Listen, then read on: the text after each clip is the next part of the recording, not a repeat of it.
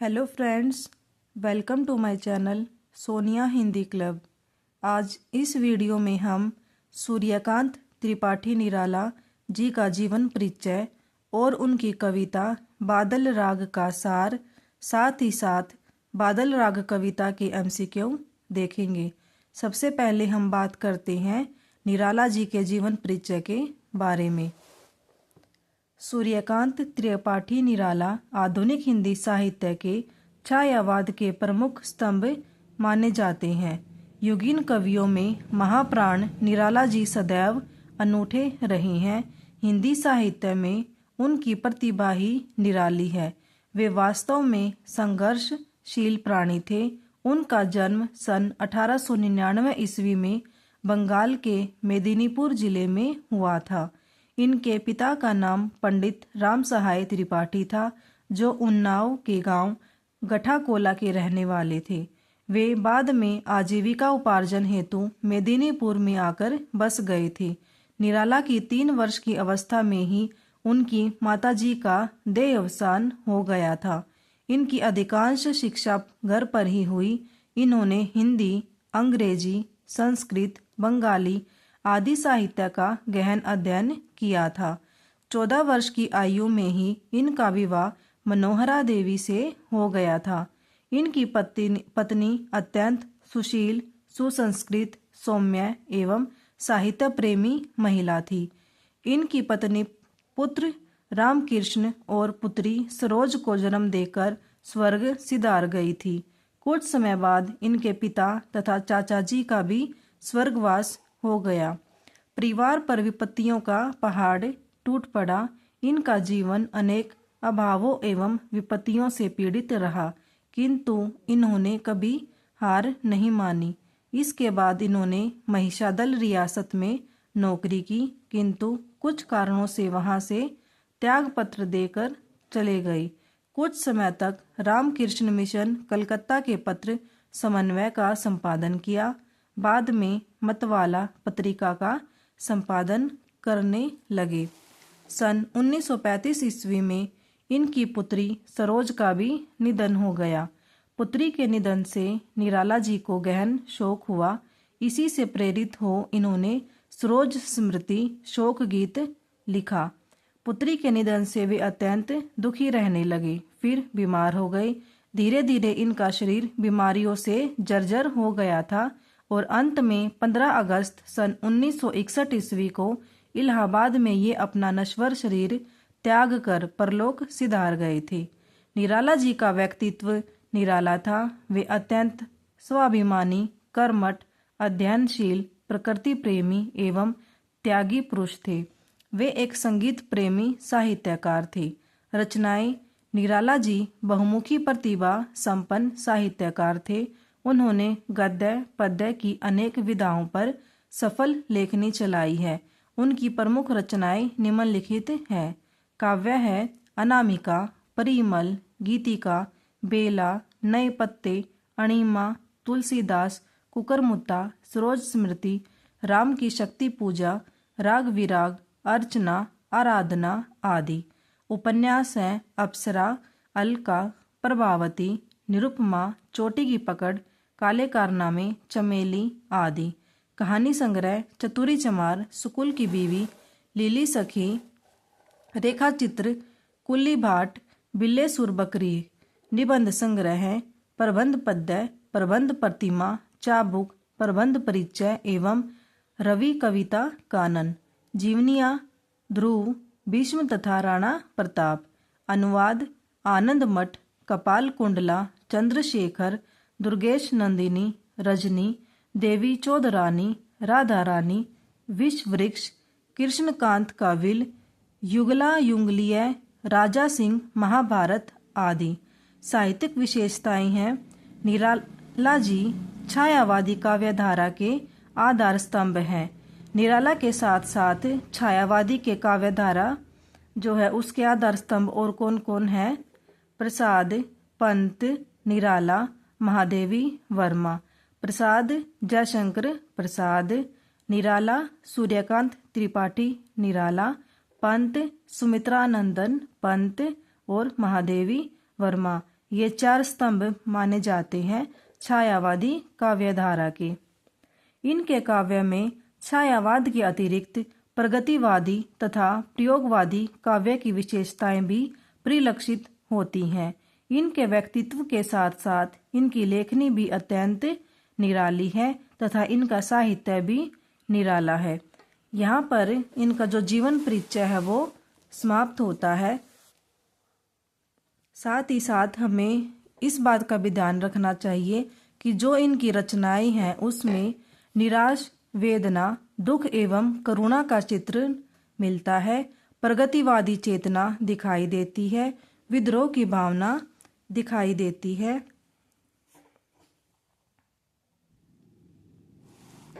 देश प्रेम की भावना, रहस्यवादी भावना, नारी के विविध एवं नवीन रूपों का चित्रण इनकी कविताओं में झलकता है। अब हम बात करते हैं बादल राग कविता का सार। बादल राग सूर्यकांत त्रिपाठी निराला जी की ओजपूर्ण कविता है, जो उनके सुप्रसिद्ध काव्य संग्रह अनामिका से संकलित है। निराला जी साम्यवादी चेतना से प्रेरित कवि माने जाते हैं, इसीलिए उन्होंने शोषक वर्ग के प्रति घृणा और शोषित वर्ग के प्रति गहन सहानुभूति और करुणा के भाव अभिव्यक्त किए हैं। इस कविता में कवि ने बादल को क्रांति और विप्लव का प्रतीक मानकर उसका आह्वान किया है। किसान और जन सामान्य की आकांक्षाएं बादल को नवनिर्माण के राग के रूप में पुकार रही है। बादल पृथ्वी पर मंडरा रहे हैं, वायु रूपी सागर पर इनकी छाया वैसे ही तैर रही है जैसे अस्थिर सुखों पर दुखों की छाया मंडराती रहती है। वे पूंजीपति अर्थात शोषक वर्ग के लिए दुख का कारण है। कवि बादलों को संबोधित करते हुए कहता है कि वे शोषण करने वालों के हृदयों पर क्रूर विनाश का कारण बनकर बरसते हैं। उनके भीतर भीषण क्रांति और विनाश की माया भरी हुई है। युद्ध रूपी नौका के समान बादलों में गरजने बरसने की आकांक्षा है, उमंग है। युद्ध के समान उनकी भयंकर नगाड़ों रूपी गर्जना को सुनकर मिट्टी में दबे हुए बीज अंकुरित होने की इच्छा से मस्ती में भरकर सिर उठाने लगते हैं। बादलों के क्रांतिपूर्ण उद्घोष में ही अंकुरोद अर्थात निम्न वर्ग का उद्धार संभव है। इसलिए कवि उनका बार बार गरजने और बरसने का आह्वान करता है। बादलों के बार बार बरसने तथा उनकी वज्र रूपी तेज हुंकार को सुनकर समस्त संसार भयभीत हो जाता है। लोग घनघोर गर्जना से आतंकित हो उठते हैं। बादलों की वज्र रूपी हुंकार से उन्नति के शिखर पर पहुंचे सैकड़ों सैकड़ों वीर पृथ्वी पर गिरकर नष्ट हो जाते हैं। गगन को छूने की प्रतियोगिता रखने वाले लोग अर्थात सुविधा भोगी पूंजीपति वर्ग के लोग नष्ट हो जाते हैं। लेकिन उसी बादल की वज्र रूपी हुंकार से मुक्त विनाश लीला में छोटे छोटे पौधों के समान जन सामान्य वर्ग के लोग प्रसन्नता से भरकर मुस्कुराते हैं। वे क्रांति रूपी बादलों से नवीन जीवन प्राप्त करते हैं।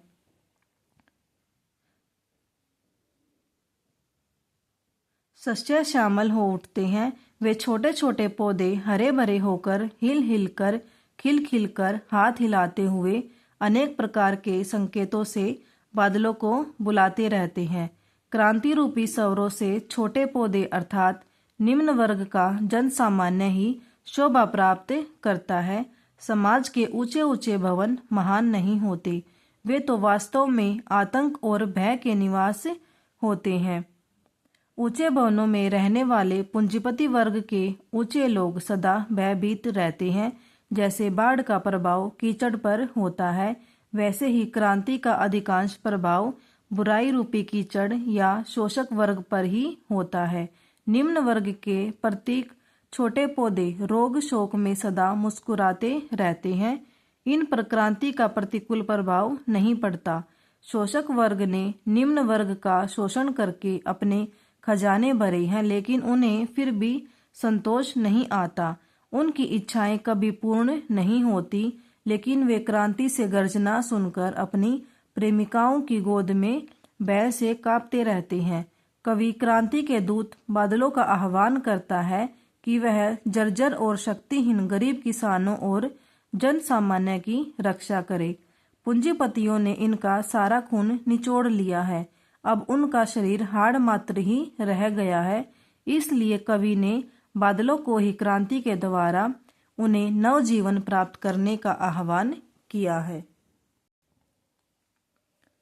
कविता का सार पढ़ने के बाद हमें पता चलता है कि जो निराला जी हैं, उन्होंने बादल को क्रांति के रूप में धरती से शोषण समाज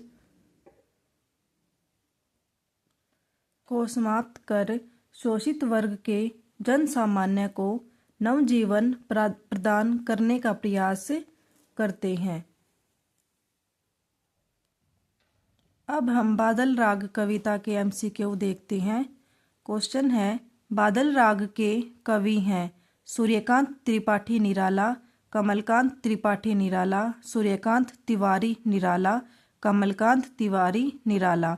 आंसर हो जाएगा सूर्यकांत त्रिपाठी निराला। कवि बादल का आह्वान किस रूप में करता है? वर्षा, क्रांति, शांति, मजबूरी। आंसर हो जाएगा क्रांति। बादलों को क्रांति का क्या बताया गया है? वाहन, दूत, शोषक, पोषक। आंसर हो जाएगा दूत। मानव जीवन में सुख कैसा है? स्थिर, अस्थिर, मायावी, अदृश्य। आंसर हो जाएगा अस्थिर। सुख किसके समान चंचल और अस्थिर है? बादल, हवा, बिजली, मन। आंसर हो जाएगा मन। मानव जीवन में किस छाया का आवागमन चलता रहता है? सुख दुख की, शांति अशांति, स्थिर अस्थिर की, गतिहीन गतिशील। आंसर हो जाएगा सुख दुख की। संसार के सुख से दुखी और जले हृदय पर किसका विस्तार फैला हुआ है? क्रोध का, अपमान का, क्रांति का, मजबूरी का। आंसर हो जाएगा क्रांति का। क्रांति संसार में किसकी सृष्टि करती है? सुख और अशांति की, सुख और अशांति की, दुख और आनंद की, सुख और शांति की। कविता में बादल आंसर हो जाएगा सुख और अशांति की। कविता में बादल किसका प्रतीक है? क्रांति, निम्न वर्ग, शांति, उच्च वर्ग। आंसर हो जाएगा क्रांति। धरती का शोषण कौन कर रहा है? सर्दी, गर्मी, वर्षा, बसंत। आंसर हो जाएगा गर्मी।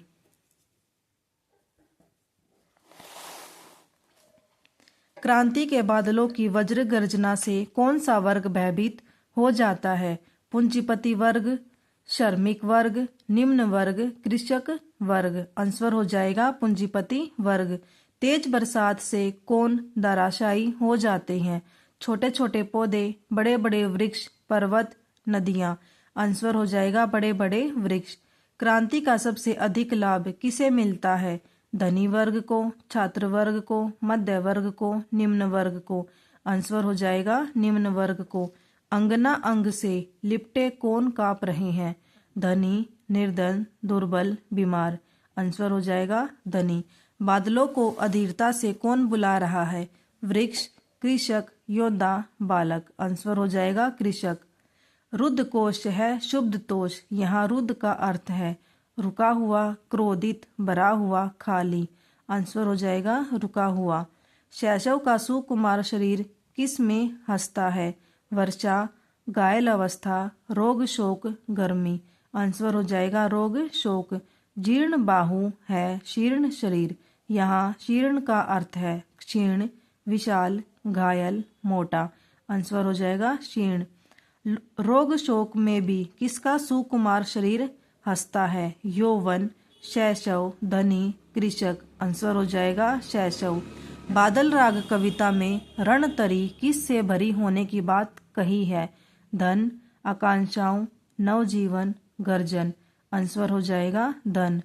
रुद्ध घोष है शुद्ध तोष। यहाँ शुद्ध का अर्थ है खिन, हृदय, किसान, तप्त। आंसर हो जाएगा खिन। बादल राग कविता में सुख को कैसा बताया गया है? स्थिर, अस्थिर, अदृश्य, मायावी। आंसर हो जाएगा अस्थिर। आतंक अंक पर कौन कांप रहे हैं? निम्न वर्ग, धनी, कृषक, श्रमिक। आंसर हो जाएगा धनी। जल विप्लव प्लावन हमेशा किस पर होता है? जमीन पर, वायु पर, कीचड़ पर, नभ पर। आंसर हो जाएगा कीचड़ पर। बादल राग किस प्रकार की कविता है? छायावादी, प्रगतिवादी, प्रयोगवादी, स्वच्छंदतावादी। आंसर हो जाएगा प्रगतिवादी। निराला ने किस छंद में रचनाएं लिखी हैं? दोहा, चौपाई, मुक्त, सोरठा। आंसर हो जाएगा मुक्त। बादल राग कविता किस काव्य संग्रह में संकलित है? अनामिका, परिमल, गीतिका, अणिमा। आंसर हो जाएगा अनामिका। यहाँ हमारे MCQ जो बादल राग कविता है उसके समाप्त होते हैं। उम्मीद करती हूँ आपको वीडियो अच्छी लगी होगी। यदि आप कोई सुझाव देना चाहते हैं तो प्लीज़ कमेंट करें। Thank you.